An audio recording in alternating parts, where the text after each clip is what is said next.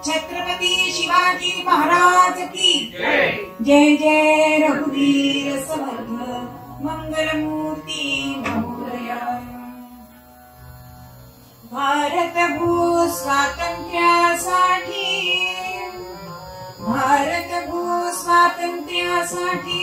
केले बलिदान क्रांतिकारकांनी।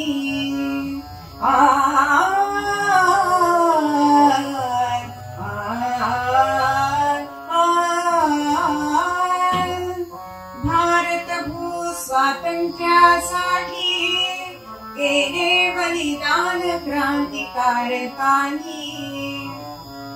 अग्रणी त्यात विनायक आरती गाऊ तयास सर्वांनी। राम राम हरे हरे राम राम राम हरे हरे राम राम राम राम रघुत्तमा राम।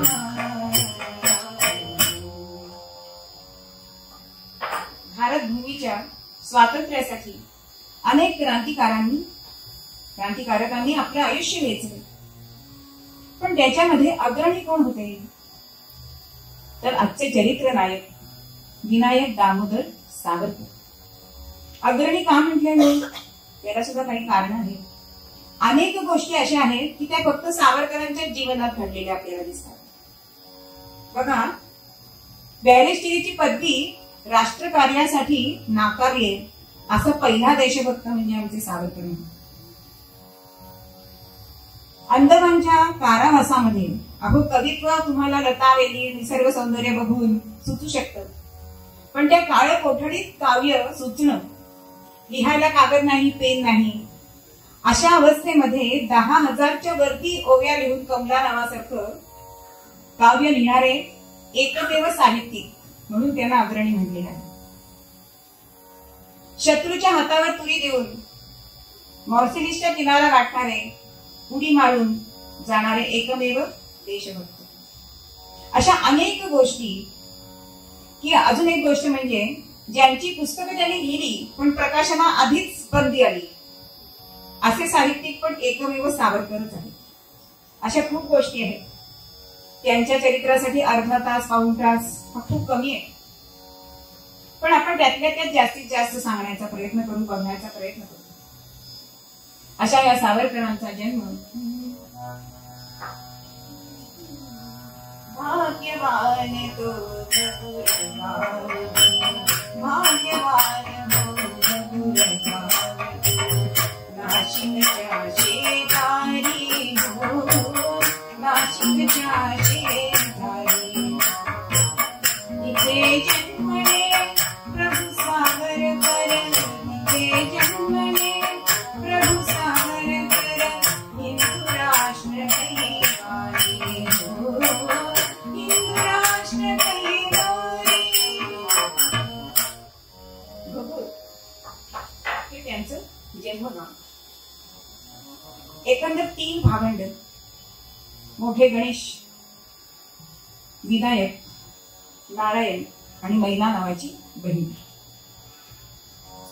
लहानपणापासूनच देशभक्तीचं बाळकडू मिळालं, कारण दामोदर सावरकर हे सुद्धा राष्ट्रभक्तीने प्रेरित झालेले होते। एकदा त्यांच्या गावामध्ये अशी स्पर्धा घेतली होती की ढाल तरवारीने लढायचे, आणि मोठे बाबाराव म्हणजे जे गणेश त्यांना पुढे बाबाराव म्हणतात आणि यांना तात्याराव म्हणतात। लहानपणी या दोघांचं युद्ध चालू झालं आणि कोणीच हरे नाही, पण वडिलांनी काय उपदेश दिलाय, तुम्ही दोघंही छान लढलाय पण आपापसात भांडू नका, देशासाठी भांडा। असं ज्यांना बाळकडून लहानपणापासून मिळालंय अशीच मुलं पुढे मोठी ध्येयवादी होतात. आणि पुण्यामध्ये अशी घटना घडली की गोंदिया आला रे आला असं म्हणून चाफेकर बंधूंनी ग्रँड साहेबाचा वध केला आणि त्याचे पडसाद जनमानसावर पडले. त्यातनच ह्या बालविनायकाला प्रेरणा उत्पन्न झाली आणि बेचैन असलेला मनामध्ये अनेक विचारांचं वादळ चाललंय अशा अवस्थेमध्ये एका रात्री आपल्या देवघराशी गेलाय आणि आपल्या महिषासूर मर्दिनी पुढे उभा राहिलाय हा मुलगा आणि काय म्हणतो,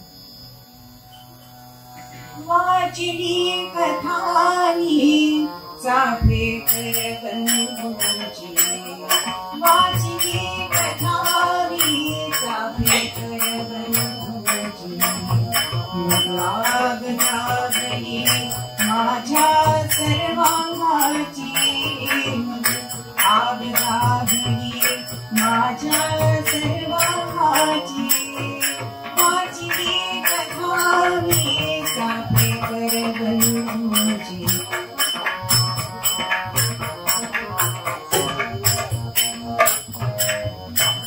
स्वातंत्र्य मिळविणे सशस्त्र क्रांती हेतू, स्वातंत्र्य मिळविणे सशस्त्र क्रांती हेतू, मारिता मारिता मरेन हावनी हेतू, मारिता मारिता मरेन हावनी हेतू, वर्णाची भीती क्लेशही कसला किंतु, मरणाची भीती क्लेशही कसला किंतु, महिषासुर मर्दिनी साक्ष तुझ्या चरणाची, महिषासुर मर्दिनी साक्ष तुझ्या चरणाची, वाचली कथानी चाफेकर बंधूंची, वाचली कथानी चाफेकर बंधूंची. मध्यरात्री आपल्या महिषासूर मर्दिनी पुढे उभे राहिले आणि तिच्याकडे एकटक बघताना ह्या विनायकाला काय दिसलंय हो, ती महिषासूर मर्दिनी तिच्याकडे त्यांच्याकडे बघून हसतेय आणि हाच तिचा कौल आहे आपल्या कार्यासाठी हे विनायकांनी जाणले. स्वातंत्र्य मिळविणे सशस्त्र क्रांती हेतू, शस्त्र हातात धरण्याशिवाय स्वातंत्र्य मिळत नाही. मारिता मारिता मरेन हा मनी हेतू, नुसतं मरण हे स्वातंत्र्य मिळण्यासाठी उपयोगी नाही. शत्रू ते 100 मारा तेव्हा आपण मरा. मला मरणाची भीती वाटत नाही आई, पण तुझं सहाय्य मला हवंय, तुझं अधिष्ठान माझ्या कार्याला हवंय. हा 14 वर्षाचा मुलगा ही शपथ घेतोय आपल्या कुलस्वामिनी पुढे. कारण मनात विचार आला की चाफेकर बंधूंचं मरण म्हणजे ह्या स्वातंत्र्यासाठी जे कार्य उभं राहिलंय त्याला खीळ बसणार का? हे कार्य कोणीतरी करायला पाहिजे. मग कोणीतरी का, मीच का नाही? हा विचार ह्या 14 वर्षाच्या मुलाच्या मनामध्ये येतो आणि तिथूनच शपथ घेतली. पुढे प्राथमिक शिक्षण भगूर मध्ये झालंय आणि नाशिक मध्ये आले. नाशिक मध्ये आल्यानंतर त्यांना अनेक असे उत्तम उत्तम कवी गोविंद, विश्वंभर, विष्णू चिपळूणकर मला वाटतं असे हे त्यांना साहित्यिक मिळाले आणि त्यांनी मित्रमेळा नावाची संघटना केली. पुढे त्याच संघटनेचं अभिनव भारत संघटना हे त्याचं नाव पडलं. पण नुसतं एकत्र जमणं नको म्हणून काय केलं हो, तर पहिली प्रतिमा आणली ती शिव छत्रपती राजांची. त्यांची आरती या विनायकाने केली. मग मित्रमेळा सुरू झाला की पहिली शिवरायांची आरती करावी, इतिहासाचं वाचन करावं, काही बलोपासना करावी आणि त्या निमित्ताने काही खेळ घेऊ. स्वतः उत्तम कवित्व करणार. त्यांचे बाजीप्रभू देशपांडे, तानाजी मालुसरे, पावनखिंड वगैरे यांचे पोवाडे प्रसिद्ध व्हायला लागले आणि लहान मुलांच्या मनामध्ये सुद्धा राष्ट्रभक्तीचं बीज पेरलं गेलं. नव्हे त्याचं वर्णन असं करतात,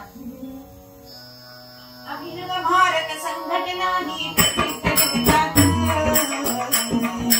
अभिनव भारत संघटना ही प्रसिद्ध जगतात, क्रांतिकारक संघटना ही करीते आघात, क्रांतिकारक संघटना ही करीते आघात, शस्त्रांचे शिक्षण दिले तरुणांना त्यांनी, शस्त्रांचे शिक्षण दिले तरुणांना त्यांनी, देशभक्तीने अंतःकरणी पेटली त्यांनी, देशभक्तीने अंतःकरणी पेटली त्यांनी. अहो, ही मित्रमेळा म्हणजे तरुणांना शस्त्रास्त्रांचं शिक्षण द्यायचं, अंतःकरण देशभक्तीने पेटवली आहे, असं कार्य या विनायकाचं चालू झालं. पण गुण कोणते होते हो? संघटन कौशल्य किती होतं, चातुर्य होतं. बीज पेरायचे राष्ट्रभक्तीचं हे सोपं काम नाही.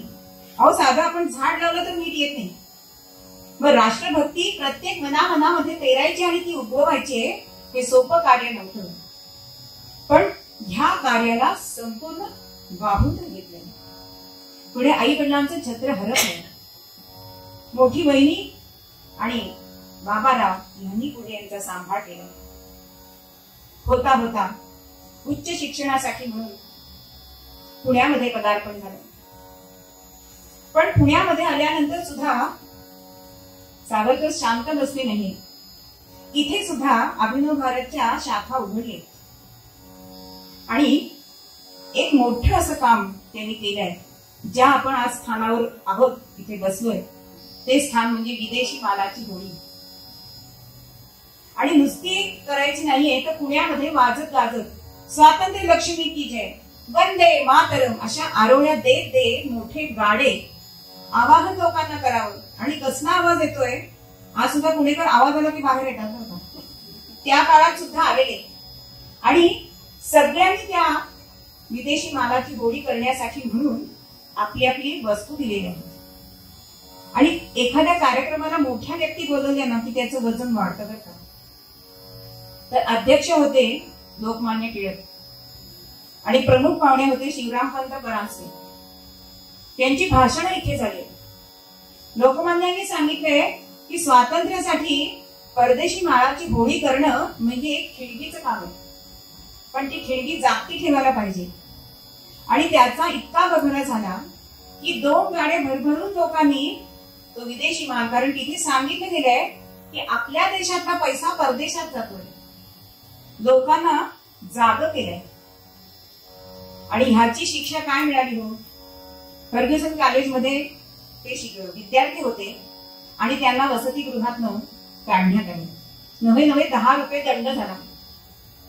तेव्हा 10 रुपये सुद्धा खिशात नसायचे, पण त्यांचं नेतृत्वच असं होतं, संघटन कौशल्य असं होतं की बरोबरीच्या विद्यार्थ्यांनी मित्रांनी जमा करून ते 10 रुपये भरले. आणि त्याच्यावरती लोकमान्य टिळकांनी केसरीमध्ये आग्रह केला की हे आमचे गुरुच नव्हे, कारण त्या प्राध्यापकांनी त्यांना निलंबित केलं म्हणून. अशी त्या काळची स्थिती. होता होता चिपळूणकर त्यांचे सासरे, त्यांच्या शिक्षणाचा सगळा खर्च त्यांनी केलाय. पण उच्च शिक्षण आपल्या जावयाने घ्यावं अशी त्यांची मनीषा होती. आणि म्हणून लोकमान्यांनी सुद्धा त्यांच्यातलं सुलिंग जाणलंय आणि शिवाजी शिष्यवृत्ती त्यांना देववली. आणि 1906 साली उच्च शिक्षणासाठी बॅरिस्टरीसाठी विनायक बोटीवर चढला. पण ह्या बोटीवरती चढताना सुद्धा त्यांचं एक भाषण आधी झालेलं होतं एका कार्यक्रमामध्ये. तेव्हा त्यांनी त्या भाषणाचं शेवट काय केला हो? समर्थांच्या ओवीने केलं.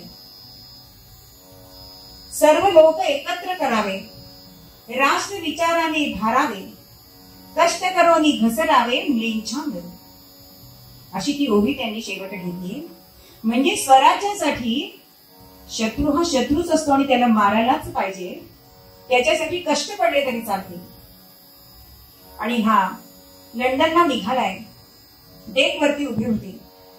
अहो, हल्लीच्या भाषेत टाटा बाय बाय करायला अभिनव भारतच्या प्रत्येक शाखेतले 2-2 जण त्यांना भेटायला आलेले होते. ती संख्या होती जवळजवळ 400. म्हणजे संघटन कौशल्य किती असेल. आणि बोट निघाली. मोरया नावाची बोट होती आणि ह्या मोरया बोटीवरती विनायक नावाचा युवक उभा राहिला.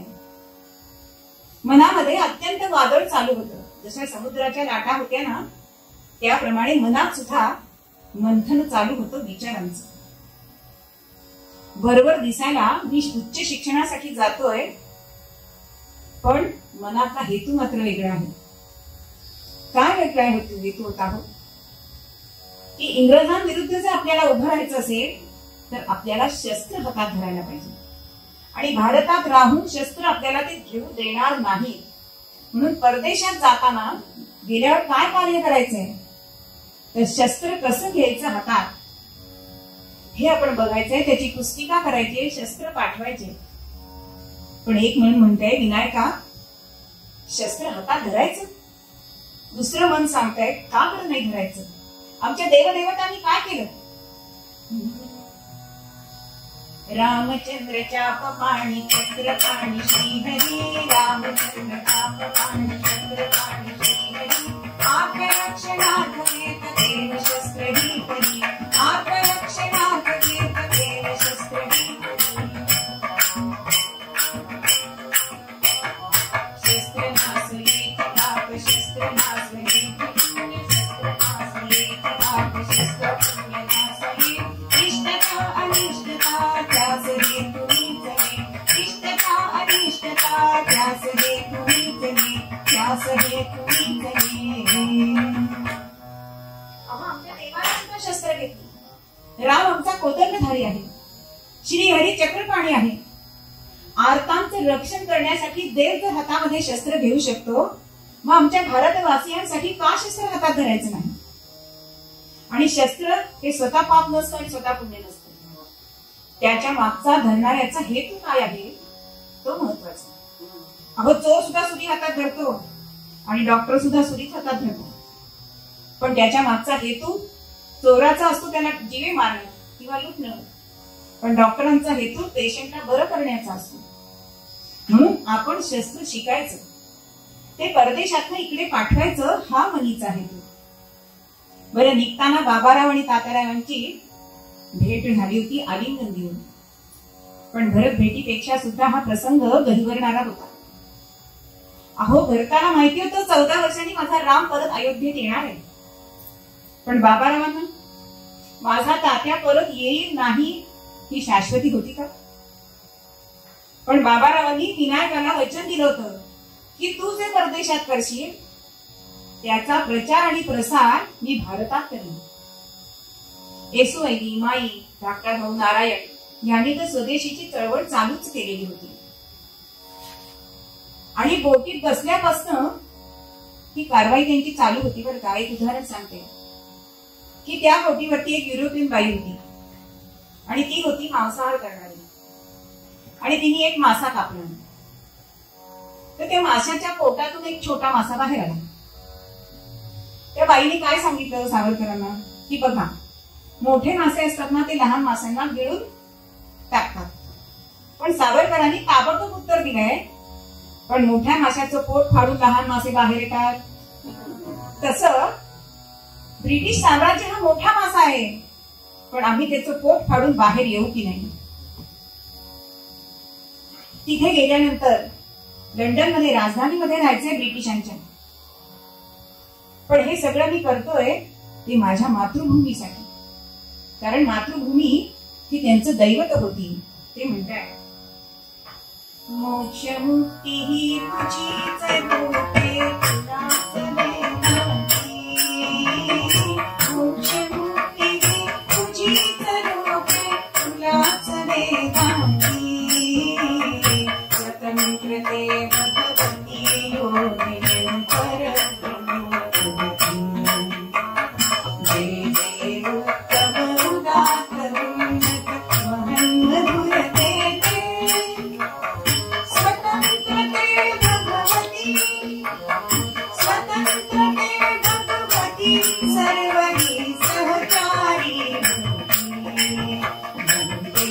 त्वामहं यशोरुतां वन्दे, यशोरुतां वन्दे। जयोस्तुते जयोस्तुते श्रीमद्मङ्गले शिवास्वते शुभे स्वतन्त्रते भगवति त्वामहं यशोरुतां वन्दे, यशोरुतां वन्दे, वन्दे वन्दे। अशा तऱ्हेने मातृभूमीची सेवा करण्यासाठी मी निघाले, लंडनमध्ये आले आणि श्यामजी वर्मा यांनी तिथे इंडिया हाऊस मधून भारतीयांसाठी दूतावास केला. त्याचं पहिलं नाव भारत भवन करून टाकलं आणि त्या वर्माने त्यांना तिथले व्यवस्थापक बनवले बरं का.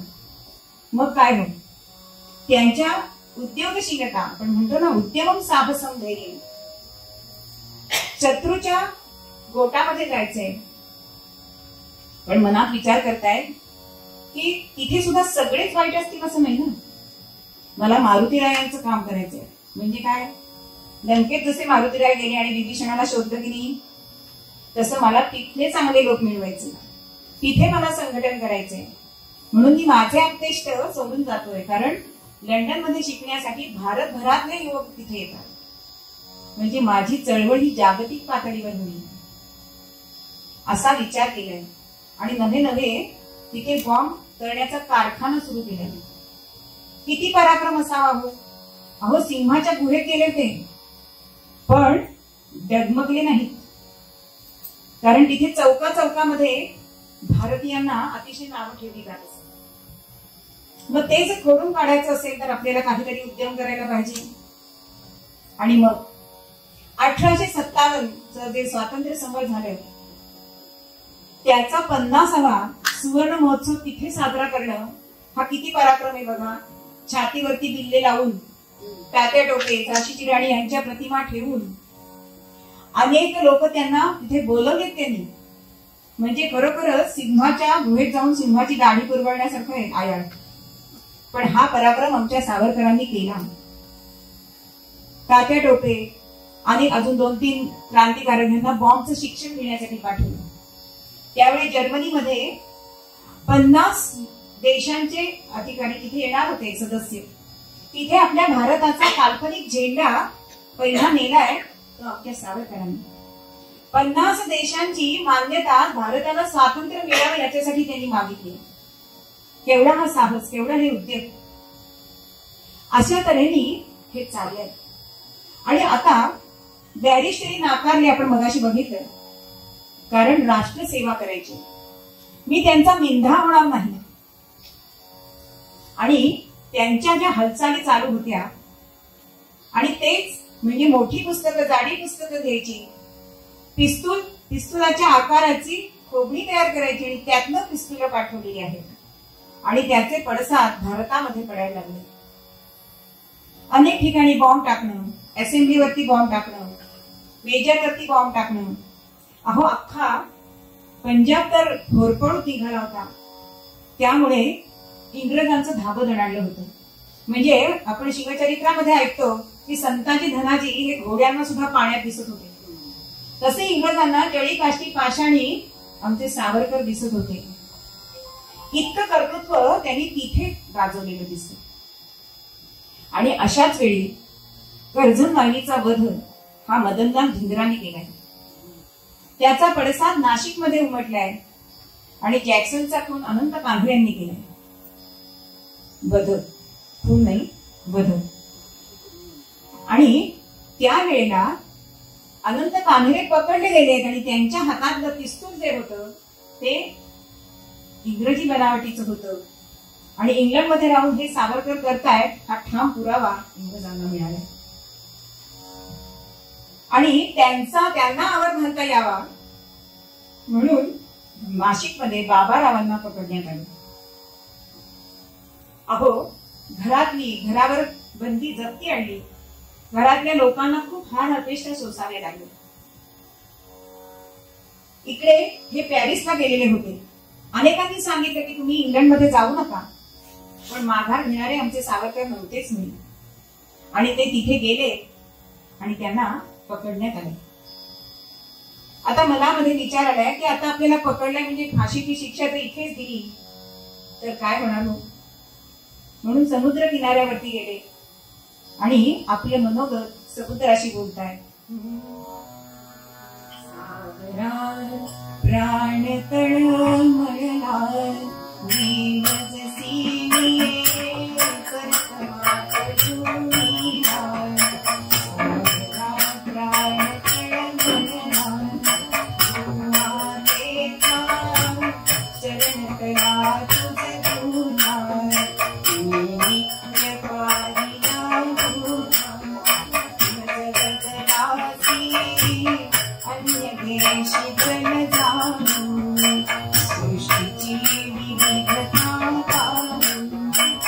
अशा तऱ्हेने तू मला वचन दिलंस, माझ्या आईला वचन दिलंस की मी ह्याला घेऊन जातो आणि मी तुला ह्याला परत आणीन असं वचन दिलंस ना.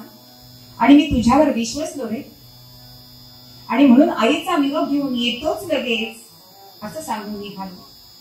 पण आता माझ्या मायभूमीचं दर्शन तरी मला होईल का अशी व्यथा त्यांच्या मनात होती. आणि त्यांना भारतामध्ये आणण्याचं ठरवण्यात आलं. बोटीमध्ये चढवलंय.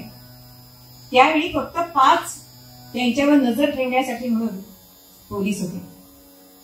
प्रातर्विधीला जायचंय म्हणून गेले तेव्हा त्याला काचेचं सावधान असेल. तिथे आपला कोट लावलाय म्हणजे आपलं दिसायला नको आणि पोर्टबेल मधून उडी मारली. मोरसिनी सयेता गवळी तावडाचे दोहीन मोरसिनी सयेता गवळी तावडाचे दोहीन मारोनी मुली पाण्यात नाटेवर काला स्वारम नाटनी मुली पाण्यात नाटेवर काला स्वारम.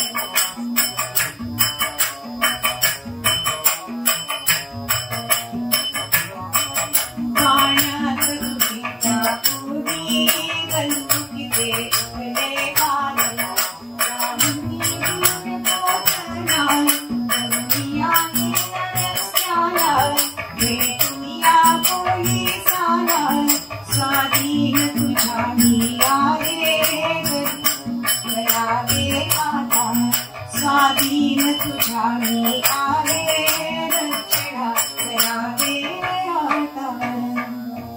अहो ही साधी सुधी उडी नव्हती. आपल्या आईसाठी म्हणजे जानकीसाठी उडी मारणारे आमचे हनुमान आणि आमच्या भारत मातेसाठी उडी मारणारा हा विनायक, यात काय फरक होता हो. आणि ही उडी सुद्धा अंधारात मारल्यासारखी होती की नाही. बंदराला जेव्हा बोट लागते तेव्हा खाली कातळ असू शकतात, प्राण जाईल का अशी सुद्धा भीती असते. पण ध्येयासाठी सुखे वेचू आम्ही प्राण, ह्या इराद्यानेच आपलं आयुष्य घालवणारे आमचे सावध पोहत पोहत गेले. अहो त्या पोर्टबेलचं इतकं छोटं भोग असतं, तिथून देह काढायचं म्हणजे सगळं सोलवटून निघाले. आणि समुद्रात उडी मारायची म्हणजे खारं पाणी आहे, किती यातना झाले असतील. त्या शत्रुपाठीवर आहे, गोळीबार होतोय, अशामध्ये तीर गाठायचे आणि फ्रान्सचा किनारा गाठला आहे आमच्या विनायकांनी. तिथे पोलिसाला भेटले, कारण बॅरिस्टरी केलेली होती ना वकिली. मी दुसऱ्या देशात जर गेलो तर इंग्रजांचं आधिपत्य माझ्यावर राहणार मी जाणत होतो. पण चिरीगिरी देऊन शेवटी तो पोलीस फितूर झालाय, कारण याला हे काय बोलताय ते त्यांना कळेना.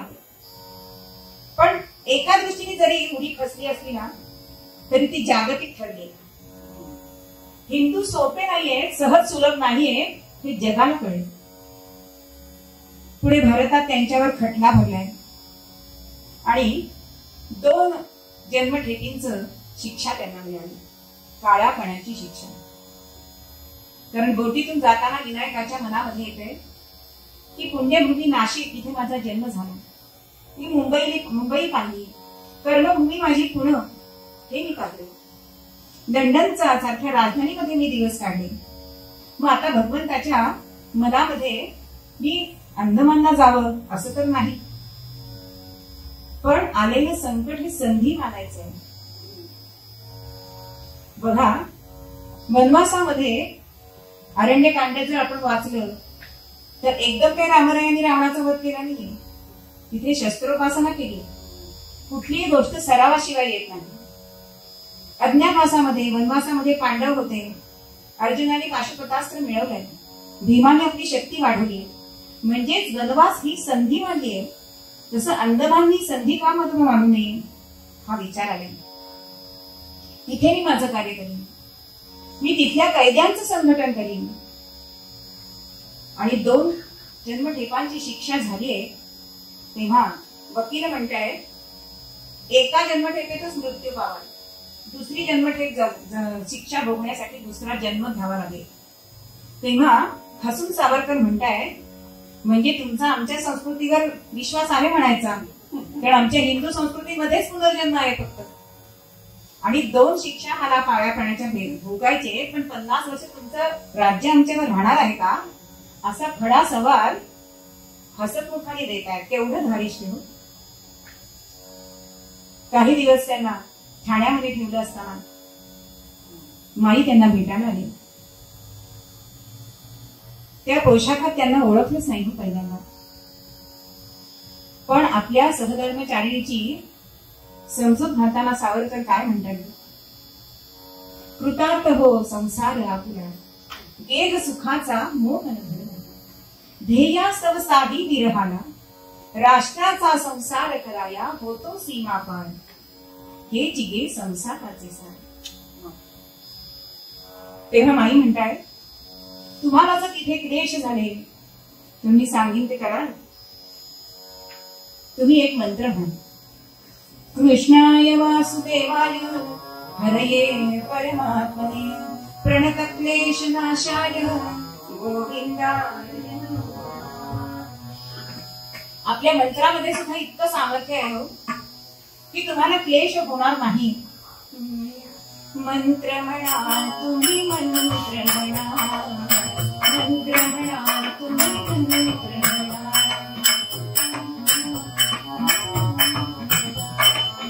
मंत्र म्हणा तुम्ही, मंत्र म्हणा, मृत्युंजय तुम्ही त्याच क्षणा, मृत्युंजय तुम्ही त्याच क्षणा, मंत्र म्हणा तुम्ही, मंत्र म्हणा, मंत्र म्हणा तुम्ही, मंत्र म्हणा.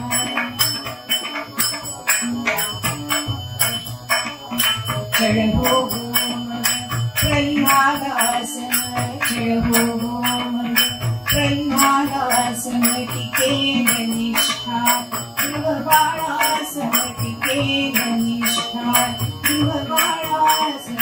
खराल जगती तुम्ही पुरुषोत्तम, खराल जगती तुम्ही पुरुषोत्तम, मृत्यूशी घालून म्हणा, मंत्र म्हणा तुम्ही, मंत्र म्हणा, मंत्र म्हणा तुम्ही, मंत्र म्हणा. नाही तर साडी नाही आणली म्हणून रागवणारी पत्नी कुठे आणि आपल्या पतीला धीर देणाऱ्या आमच्या माई कुठे. होता होता अंदमानच्या कोठडीचा दरवाजा उघडला गेला. बिजागऱ्या वाजली तर आणि बोटीवरच असताना आधीचे वस्त्र केले बाजूला आणि अर्धी वस्त्र जी कैद्यांची असतात ती घातली गेली. मनाच्या बेड्या घातल्या आणि सावरकरांनी कुंभरा ओलांडून अंदमानच्या सेल्युलर कारागृहामध्ये प्रवेश केला. पुन्हा हा दरवाजा उघडेल का माझ्या मातृभूमीकडे जाताना? कारण हा जाण्यासाठी फक्त आहे, परत येण्यासाठी दरवाजा नाही उघडत. आणि सावरकरांना तिथला जो अधिकारी होता बारी त्याच्या समोर आणण्यात आले. त्यांनी गरा गरा गरा डोळे फिरवले, सावरकरांकडे बघितले. अहो सावरकर म्हणजे मोठे दष्टपुष्ट असे असतील अशी त्याची कल्पना. मोठा दंडुका हातात होता, तो हातावर मारत मारत विचारतोय, मॉर्सिलिस मध्ये उडी मारली तोच तू का? हो मग मीच तो.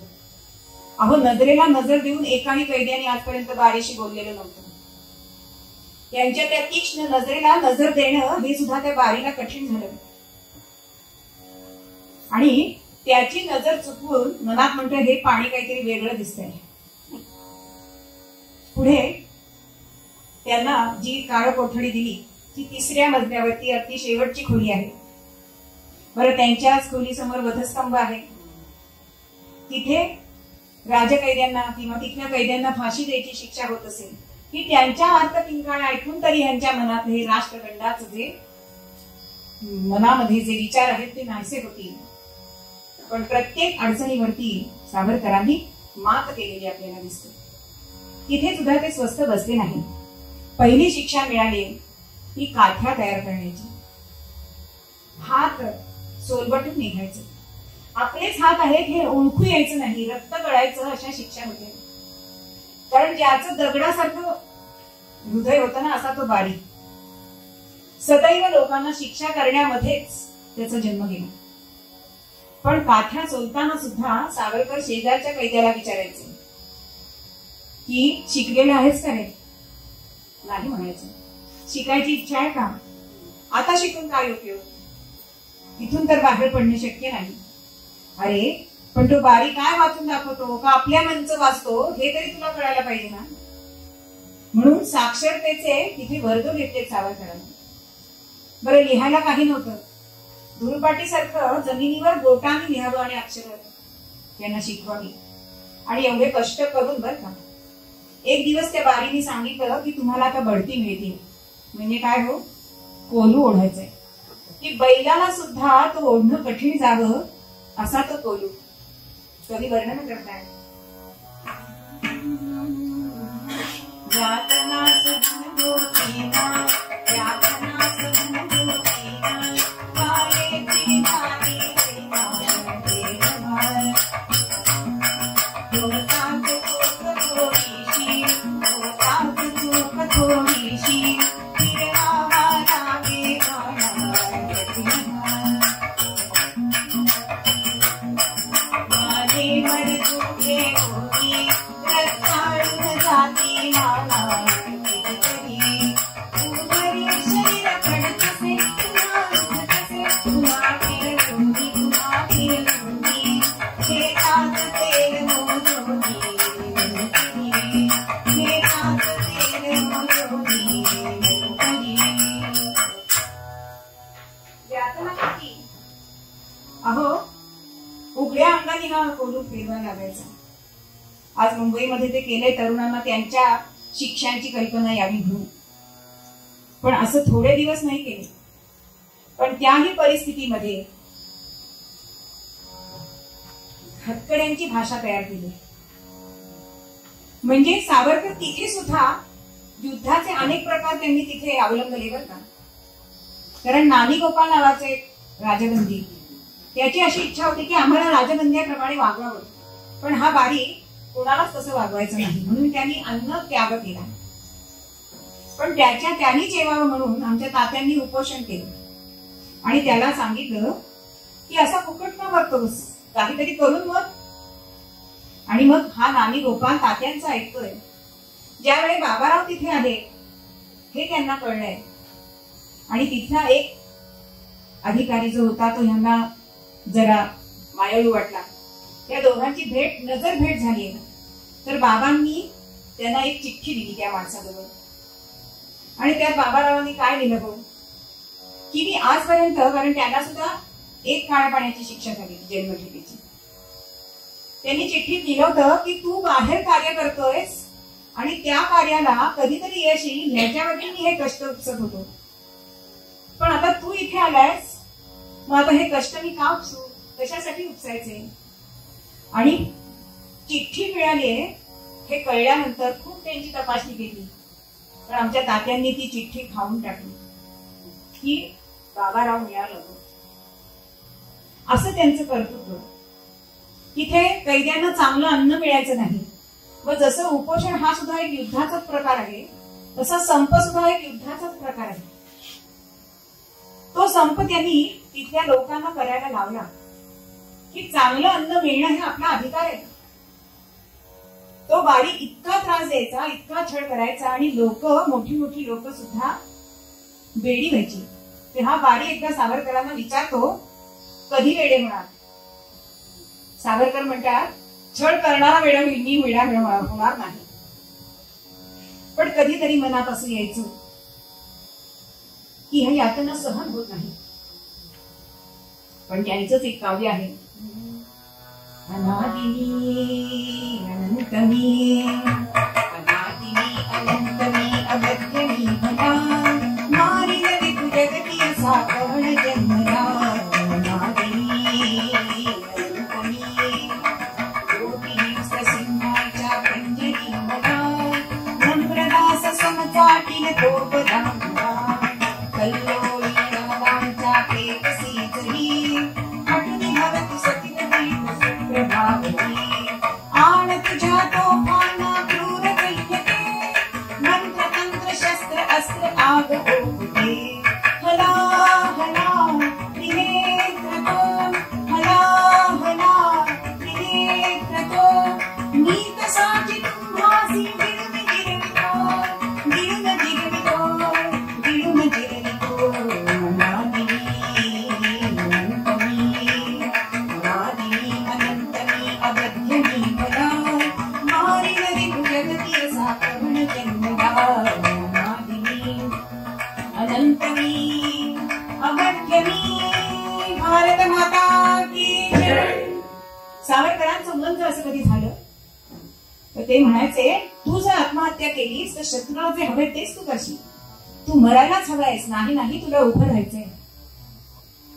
आणि होता होता 10 वर्ष झाले आणि तो बंद दरवाजा होता तो उघडला गेला. जेव्हा सावरकर निघाले तेव्हा सगळ्या कैद्यांना बाजूला ठेवलं होतं, कारण इतकं संघटन त्यांनी केलेलं होतं.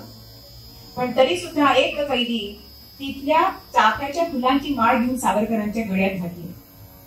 अहो, रत्नहारापेक्षा तो हार त्यांना महत्वाचा, मोलाचा वाटला. पण अटीवर कोणते आले? स्थानबद्ध राहावं लागेल, रत्नागिरीत आणलाय, राजकारणात भाग घ्यायचा नाही, अशा अनेक बंधनं त्यांना घातली. पण तरी सुद्धा कार्य चालूच होतं. पतितपावन मंदिर केलंय, सर्व जातींना त्या मंदिरात जाता येईल असं समाजकारण त्यांनी केलंय. म्हणजे ज्या इंग्रज सरकारने त्यांना काळ्या पाण्याची शिक्षा ठोठावली, त्याच सरकारने हिंदू महासभेचे अध्यक्ष म्हणून त्यांना बोलवले वाटाघाटी करायला. इतकं विरोधाभासाचं चित्र सावरकरांनी स्वतः निर्माण केलेलं आपल्याला दिसतं. त्यांनी तर आपलं ध्येय गाठलंच, पण त्यांनी अनेक पिढ्या अशा तयार केल्या की मातृभूमीसाठी त्यांनी असं ध्येय केलं. ध्येय प्राप्ती करण्यासाठी पिढ्याच्या पिढ्या आज सुद्धा हरघर सावरकर ही समिती काय कार्य करते? अशा तरुणांना जागृत करण्याचंच कार्य करते. कारण आजचा समाज सुद्धा फक्त आत्मकेंद्रित झालाय. तो मी पासून आम्हीपर्यंत नेण्यासाठीच ही हरघर सावरकर ही समिती कार्य करते.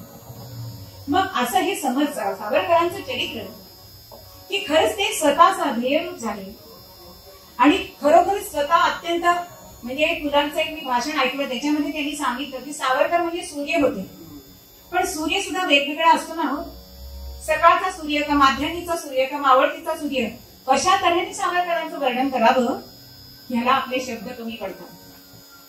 असे हे सावरकर की ज्यांनी आपल्या ध्येयासाठी आपलं प्राण अर्पण केलं. बरं, तरी सुद्धा लौकिकाची माता दूर ठेवू, एक तरी पद स्वातंत्र्यानंतर मिळालंय का? पण माझी भारत माता दुःख मिश्रित झालाय, कारण वाटणी फाळणी झाली, पण आहे ते आपण सुराज्य करू, ह्याच्यावरती सावरकरांनी आनंद मानलाय. अशा तऱ्हेने ध्येय आपलं धरावं. छोटस हवीना एवढंच मोठं ध्येय आपल्याला धरता येणार नाही, सामान्यांची ही गोष्टच नाही. हा तळपता सूर्य होता, पण त्याचा एक किरण आपण बनू शकतो का सायंकाळचा तरी? हा प्रत्येकाने आपण विचार करूया आणि आपण सुद्धा ध्येयासाठी लौकिकाची मात दूर ठेवूया, अहंतेला बाजूला काढूया आणि समाजकारण चांगल्या तऱ्हेने जर आपण केलं तर स्वामी स्वरूपानंद ज्याप्रमाणे म्हणतात की आपण सुद्धा ध्येय रूपच हो, म्हणून मूळ पद्यामध्ये आपल्याला स्वामी स्वरूपानंद सांगतात, ध्येयासाठी जगू सोसू सुख, ध्येयासाठी जगू सोसू सुख, स्वामी हरे मन देई समर्पण, स्वामी हरे मन देई समर्पण, हो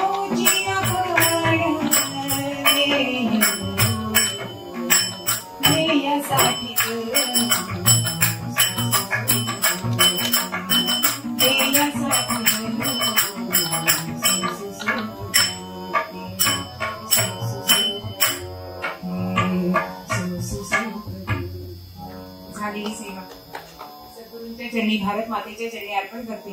एक मागणं मागते आणि मग आरती घेऊया. एक मागणी मागाया आले गाई मधला आले मधला आले मधला नामचे सूर्याला शांती देई चित्ताला श्री भगवंत आले मधला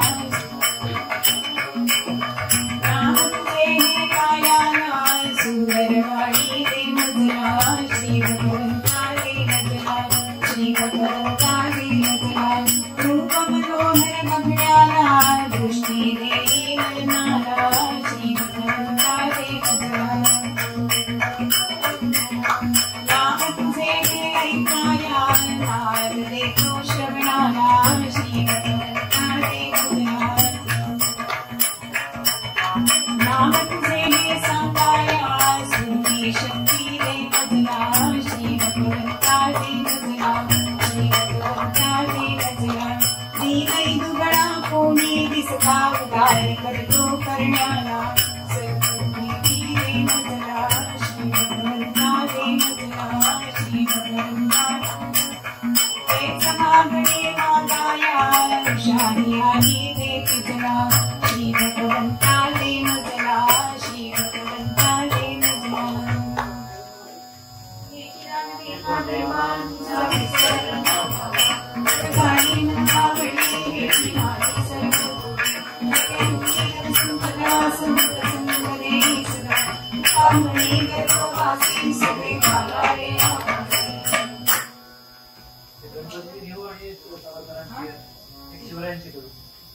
गणपतीची पहिली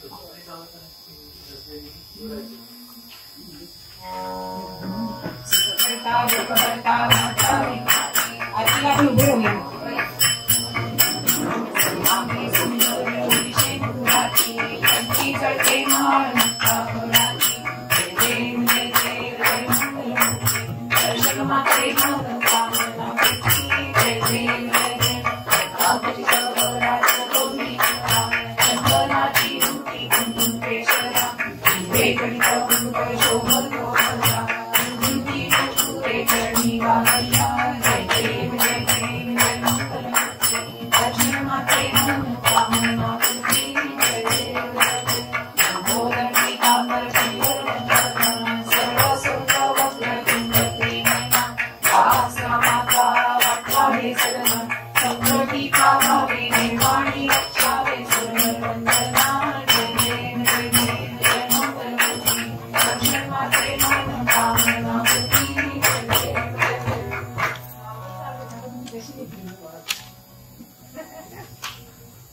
जय देव जय देव जय जय शिवराया या अनंत शरणाया ताराया जय देव जय देव आर्याच्या देशावरील वेशांचा घाला आला आला सारद शिवभूताला सद्गतिका भूमाता देवचा भाग्येला करुणारोगे धूम्रवदना जय देव जय देव जय जय शिवराया या अनंत शरणाया ताराया शंभरिक पक्षी दशकुमारधुनी श्री रघुवर संरक्षी भूताभुमारा विंचारी चरिता जबिन शिवराया जय देव जय देव जय जय देव जय जय शिवराया या अनंत शरणाया जय देव व्यस्त अमी दीन अमी शरणपुरा आलो परवशतेच्या काशी निर्णोन्मुख झालो साधू परित्राणाया स्तुती नाशाया भगवन् भगवद्गीता साध्य कराया जय देव जय देव जय देव जय देव जय जय शिवराया न्याया अनन्य शरणाया ताराया जय देव जय देव ब्राह्मण वैदीन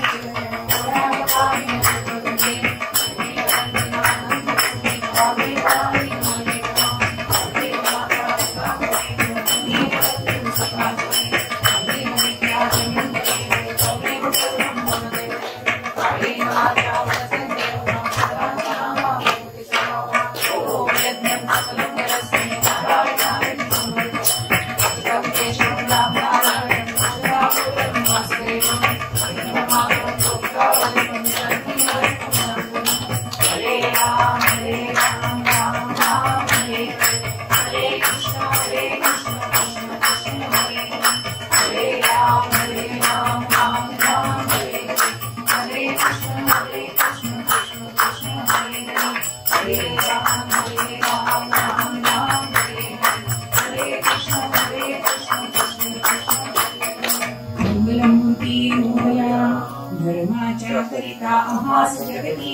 रामाने गाडी ऐसे जाणी रामवृत्ती करिता ऐश्वर्य हे लाभले आता धर्म सख्या तुझ्या पुढतिया नम्रतेने असे इच्छा हो तशी मानसी करीतसे हा देह तुझा असे जय जय रघुवीर समर्थ ज्या ज्या ठिकाणी मन जाय माझे त्या ठिकाणी निजरूप तुझे मी ठेवितो मस्तक ज्या ठिकाणी तेथे तुझे सद्गुरुवाय दोन्ही उपासनेला दृढचाल व्हावे भूदेव संताशी सदाल व्हावे सत्कर्म योगे भय घालवावे सर्वामुखी मंगल बोल व्हावे जय जय रघुवीर समर्थ वंदे मातरम म्हणायचं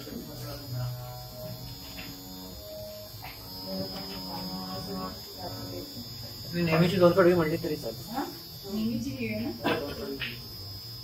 वंदे मातरम वंदे मातरम सुजला सुफला मलयज शीतला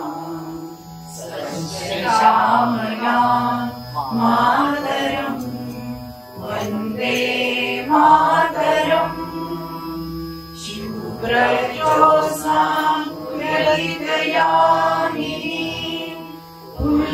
कुसुमिता द्रुमदल शोभिनी सुहासिनी सुमधुर भाषिणी सुखदां वरदां मातरं वन्दे मातरं वन्दे मातरं. भारत माता की जय. वंदे मातरम. आम्ही जेव्हा कारगिलला गेलो होतो त्यावेळी तिथे आम्हाला तो नकाशा दाखवत होता उठावाचा. तर त्या सैनिकांनी आम्हाला सांगितलं म्हणजे आता